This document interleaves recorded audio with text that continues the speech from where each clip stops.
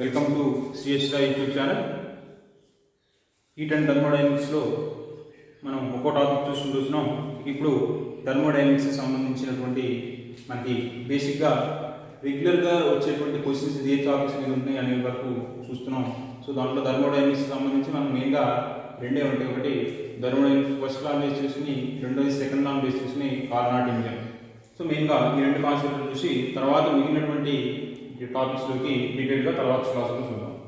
So ఈ రోజు సెషన్లో ఏంటి, ఈ సెషన్లో మనకి థర్మోడైనమిక్స్ ఫస్ట్ లా అట్లాగే సెకండ్ లా అనేవి ఏంటి అనేది వాటికి సంబంధించి ప్రాబ్లమ్స్ ఎలా ఉంటాయి ఏంటి అని చూద్దాం. దాంట్లో ఫస్ట్ లాని బేస్ చేసుకుని ఒక ప్రాబ్లం చూద్దాం, దాంతో ఎక్స్ప్లెయిన్ చేస్తాం.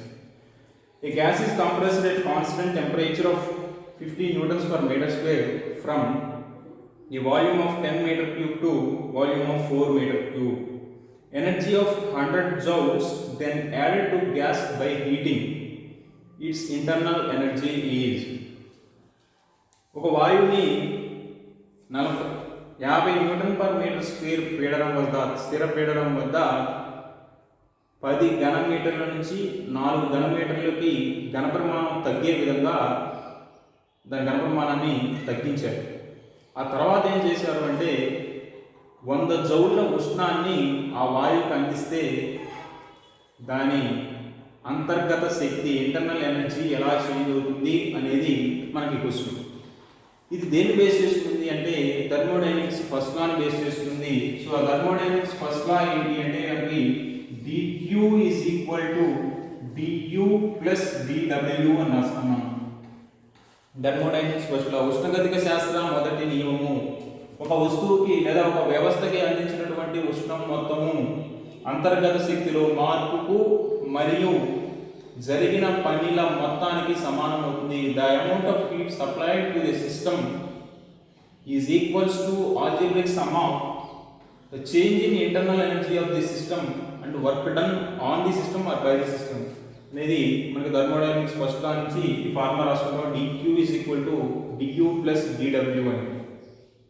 సో ఇక్కడ మనం క్యాలిక్యులేట్ చేయాల్సింది ఇంటర్నల్ ఎనర్జీ అనే du వాల్యూ మనం కనుక్కోవాలి, అంతర్గత శక్తిని మనం కనుక్కోవాలి. సో మనకి ఫస్ట్ ఏం ఇచ్చారంటే q వాల్యూ ఇచ్చారు.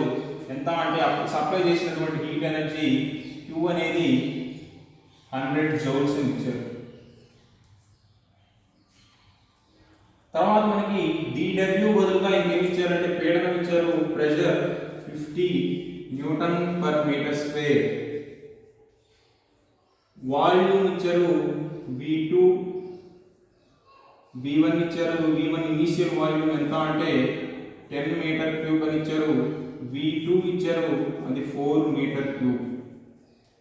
అంటే 10 నుంచి 4 తగ్గించారు రాశారు కాబట్టి ఇనిషియల్ వాల్యూమ్ v1 అని రాస్తున్నాం, ఫైనల్ వాల్యూమ్ని v2 అని రాసుకున్నాం. ఇక్కడ మనకి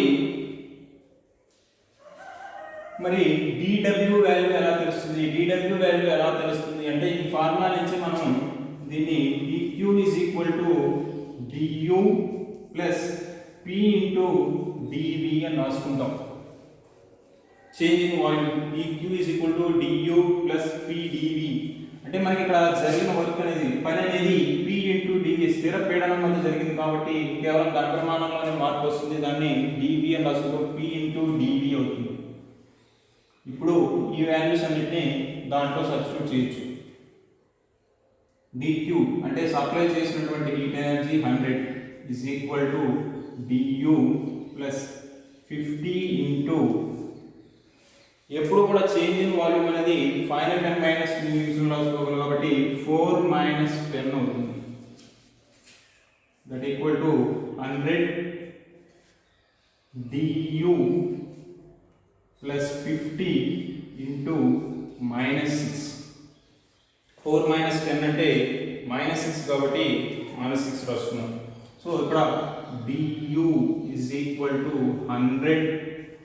ఇక్కడ 6 ఇంటూ 50 అంటే 300 అవుతుంది. మైనస్ వాల్యూ వస్తుంది కాబట్టి మైనస్ తీసుకొస్తే ప్లస్ అవుతుంది. 100 ప్లస్ 300 అవుతుంది. దట్ ఈక్వల్ టు 400 du అనేది. అంటే మనకి ఇంటర్నల్ ఎనర్జీ, అంతర్గత వ్యవస్థ, అంతర్గత శక్తి అనేది ఎంత వచ్చింది అంటే 400 జౌల్స్ ఎనర్జీ కాబట్టి జౌల్స్ అని రాసుకుంటాం. ఇది థర్మోడైనమిక్స్ ఫస్ట్ లాని బేస్ చేసుకుని dq = du + dw ఉష్ణగతిక శాస్త్ర మొదటి నియమాన్ని ఆధారంగా చేసుకుని ప్రాబ్లమ్స్ ఏ విధంగా ఉంటే మోడల్ ప్రాబ్లమ్స్ చూసాం. నెక్స్ట్ ఇప్పుడు ఉష్ణగతిక శాస్త్ర రెండవ నియమాన్ని ఆధారంగా చేసుకుని ఆ ఫార్ములా ఎలా ఉంటుంది, అది ఎలా ఉంది అనేది చూద్దాం. ఇప్పుడు థర్మోడైనమిక్స్ సెకండ్ లాని బేస్ చేసుకుని మనకి ఒక ఇంపార్టెంట్ టాపిక్ ఉంటుంది, దాన్ని కార్నాట్ ఇంజిన్ అని చూద్దాం. ఆ కార్నాట్ ఇంజిన్ సంబంధించి దాని ఎఫిషియన్సీకి సంబంధించి ప్రాబ్లమ్స్ ఏంటనే చూద్దాం. ఈ Carnot engine takes heat from A reservoir at 627 degrees centigrade and rejects heat to a sink at 27 degrees centigrade. Its efficiency is అంటే హీట్ అనేది రిజర్వాయర్ నుంచి 627 degrees సెల్సియస్ టెంపరేచర్ దగ్గర నుంచి హీట్ని అబ్జార్బ్ చేసుకుంటుంది. మళ్ళీ సింక్కి ఎంత ఉష్ణాన్ని పంపిస్తుంది అంటే 27 degrees సెల్సియస్ దగ్గర ఉండేటువంటి సింక్కి ఉష్ణాన్ని ట్రాన్స్ఫర్ చేస్తుంది. అయితే దాని ఎఫిషియన్సీ ఎంత, సామర్థ్యం ఎంత అనేది, కార్నాట్ ఇంజిన్ యొక్క దక్షత ఎంత అనేది మనం కనుక్కోవాలి. ఉష్ణాశయం ఉష్ణోగ్రత ఏమో 627 627 ఇచ్చాము. దాని నుంచి రెండోదేమో సింక్కి ఏమో 27 డిగ్రీల సెల్సియస్ ఇచ్చారు. ఉష్ణాశయం నుంచి ఉష్ణాన్ని గ్రహించి మిగిలింది సింక్కు పంపుతుంది కాబట్టి అక్కడ దక్షత ఎంత అనేది మనం క్యాలిక్యులేట్ చేయాలి. దక్షత కావాలని మనం ఫార్ములా తెలుసు, η = 1 - T2/T1. ఇక్కడ మనకి T2 T1 వాల్యూస్ ఇచ్చారు కాబట్టి అవి ఏంటి ఒకసారి రాస్తున్నాం. T1 అనేది ఎక్కడి నుంచి తీసుకుంటున్నామో అది రాయాలంటే ఉష్ణాశయం దగ్గర నుంచి అది 627 degrees సెల్సియస్. అట్లాగే T2 వచ్చేసరికి సింక్ దగ్గర 27 degrees సెల్సియస్. వీటిని కెల్విన్లోకి మార్చాలి కాబట్టి 273 కలిపితే 900 కెల్విన్ అవుతుంది. ఇది వచ్చేసరికి 27 + 273 అంటే 300 కెల్విన్ అవుతుంది. ఇది కార్నాట్ యంత్రం యొక్క దక్షతకి formula 1 - T2/T1. So 1 - T2 value ఎంత అంటే 300/900. 1 - 300/900 కాబట్టి దీన్ని సింప్లిఫై చేసుకుంటే మనకి ఈజీ క్యాలిక్యులేషన్ 1 - 1/3 = 2/3 అవుతుంది. ఇది ఈటా వాల్యూ. ఇది దక్షతని మనకి ఎట్లా అడగచ్చు, లేదు అంటే కొన్ని సందర్భాల్లో పర్సంటేజ్లో కూడా అడుగుతాం. పర్సంటేజ్లో అడగాలి అన్నప్పుడు ఇంటూ 100 రాసుకోవాలి వచ్చినటువంటి వాల్యూకి. అప్పుడు ఏమవుతుంది అంటే 200/3 అవుతుంది. దట్ = 66.66% అవుతుంది. మనకి ఇచ్చేటువంటి ఆప్షన్లో డైరెక్ట్గా ఈ వాల్యూ ఇవ్వచ్చు, లేదంటే పర్సంటేజ్ ఇవ్వచ్చు. మనకి ఫ్రాక్షన్ ఇవ్వకుండా పర్సంటేజ్లో ఇచ్చారు కదా అని మనం కన్ఫ్యూజ్ అవ్వకూడదు.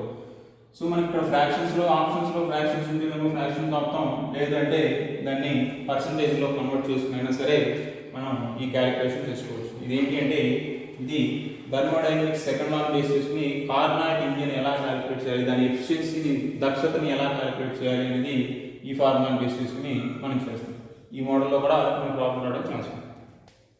నెక్స్ట్ ప్రాబ్లం ఇది కూడా కార్నాట్ ఇంజిన్ సంబంధించిందే, కాకపోతే ఇంకొక ఫార్ములా బేస్ చేసుకుని రాస్తున్నాం. ఒకసారి problem, an ideal gas heat engine operates in a Carnot cycle between 227 degrees Celsius and 127 degrees Celsius. It absorbs 6 kilocalories at the higher temperature. The amount of heat converted into work is equal to. ఇక్కడ మనం calculate చేయాల్సింది work ఎంత అనేది మనం calculate చేయాలి. ఇక్కడ మనకి ఇది ఎట్లా చేస్తాం, కార్నాట్ ఇంజిన్ ఫార్ములాని చూద్దాం. కార్నాట్ సైకిల్లోనే వర్క్ చేస్తుంది అని చెప్పారు. ఒక ఆదర్శ వాయువు కార్నోట్ చక్రంలో పనిచేస్తూ ఉంది. ఎన్ని ఉష్ణోగ్రతల మధ్య అంటే 227 అట్లాగే 127 డిగ్రీ సెల్సియస్. ఈ రెండు ఉష్ణోగ్రతల మధ్య ఒక ఆదర్శ వాయువు కార్నోట్ చక్రంలో ఆ పద్ధతిలో పనిచేస్తూ ఉంటే అది 6 కిలో క్యాలరీల శక్తిని గ్రహించింది, ఉష్ణాన్ని గ్రహించింది. అప్పుడు జరిగిన పని ఎంత అనేది మనం క్యాలిక్యులేట్ చేయాలి. దానికోసం మనకి ఇచ్చినటువంటి ఫార్ములా మనకి తెలిసింది. ఫార్ములా యంత్రానికి η = 1 - T2/T1. ఇదే ఫార్ములా, కాకపోతే కొంచెం మార్చి రాసుకుంటాం. ముందు ఇచ్చినటువంటి వాల్యూస్ రాసుకుంటాం. T1 ఇనీషియల్ టెంపరేచర్ ఎంత అంటే 227 అని ఇచ్చారు. దీనికి 273 యాడ్ చేస్తే డిగ్రీ సెల్సియస్లో ఇచ్చారు కాబట్టి కెల్విన్స్లో మార్చాలి, 500 కెల్విన్ అవుతుంది. అట్లాగే రెండోది T2 127 డిగ్రీ సెల్సియస్ ఇచ్చారు, దీనికి 400 కెల్విన్ అవుతుంది. ఇంకొకటి ఏంటి అంటే మనకి ఇచ్చింది అక్కడ ఉష్ణం Q ఇచ్చారు 6 కిలో క్యాలరీస్. మనం క్యాలిక్యులేట్ చేయాల్సింది W వాల్యూ క్యాలిక్యులేట్ చేయాలి. ఇక్కడ ఎఫిషియన్సీ ఆఫ్ కార్నాట్ ఇంజిన్, కార్నో యంత్రం యొక్క దక్షత ఈటా అంటున్నాము అంటే 1 - T2/T1 అనే ఫార్ములాతో పాటు అసలు దీనికి ఎఫిషియన్సీ అనేది ఇప్పుడు ఎలా క్యాలిక్యులేట్ చేస్తాము అంటే జరిగిన పనికి గ్రహించినటువంటి ఉష్ణానికి మధ్య శక్తి కాబట్టి W/Q అని కూడా రాసుకుంటుంది, అది 1 - T2/T1కి ఈక్వల్ అవుతుంది. సో ఇక్కడ మనకి W/Q అంటే W వాల్యూనే మనం క్యాలిక్యులేట్ చేయాలి కాబట్టి Q into 1 - T2/T1. Q value 6 అని ఇచ్చారు, 1 - T2 వాల్యూ ఎంత వచ్చింది 400 400/500. 6 ఇంటూ 1 - 4/5 అంటే 6/5 అవుతుంది. 6/5 అంటే 1.2. ఇక్కడ మనకి యూనిట్స్ టెంపరేచర్ రెండు క్యాన్సిల్ అయిపోతుంది. మనకి మిగిలింది ఏంటంటే Q యూనిట్స్. Qని ఏ యూనిట్లో తీసుకున్నాం, కిలో క్యాలరీలో తీసుకున్నాం కాబట్టి ఇది కూడా కిలో క్యాలరీస్ అవుతుంది. ఇది 1.2 కిలో క్యాలరీస్ అనేది మనకు ఆన్సర్ అవుతుంది. ఇది ఏంటి అంటే ఇది కూడా కార్నాట్ ఇంజిన్కి సంబంధించి, కార్నాట్ యంత్రానికి సంబంధించి దక్షతకి ఫార్ములానే, కాకపోతే దాన్ని W/Q అనేటువంటి ఫార్మాట్లో మనం రాసుకోవాలి.